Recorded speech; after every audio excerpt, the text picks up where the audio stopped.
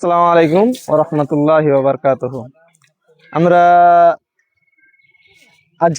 আজকে তো আমরা কাজ স্টার্ট করলাম। প্রথমে দিলাম একজনের বাড়ি, আবার আমরা আসলাম দ্বিতীয় বাড়িতে, দ্বিতীয় একটা অসহায়ের বাড়িতে। ইনারও সেরকম পরিস্থিতি, অর্থ সম্পদ নেই। তো আমরা যতটা পারছি, আপনারা দেখতে পাচ্ছেন, আমরা যতটা পেরেছি অতটা দিচ্ছি। তো আসেন দেখেন কি কি আমরা দিচ্ছি। এখানে জিনিসটা বের করে দেখো, এখানে রাখো, এখানে রাখো, এখানে রাখো। এখানে পেঁয়াজ দিয়েছে এক কেজি, হাফ কেজি রসুন আছে। তুমি বের করো জিনিসটা।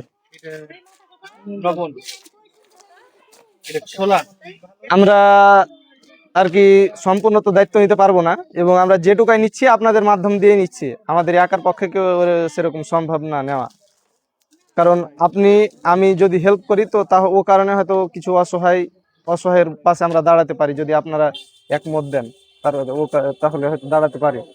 তো আমরা এটাই জিনিস দিতে পারছি যে আমরা একজনের যেন 10 দিন যায়। যেরকম তোমার 5 কেজি চাউল থেকে নিয়ে, মানে যাবতীয় যা লাগে একটা সংসারে। আর ইফতার করার জন্য রয়েছে চিনি এবং খেজুর রয়েছে, যেন ইফতার করতে পারে আর ওই করতে পারে। আর কোনো কিছু যদি এখান থেকে হয়তো মিসিং হয়ে যায়, ও কারণে আমাদের টিম থেকে এখানে 200 টাকা দিয়েছে।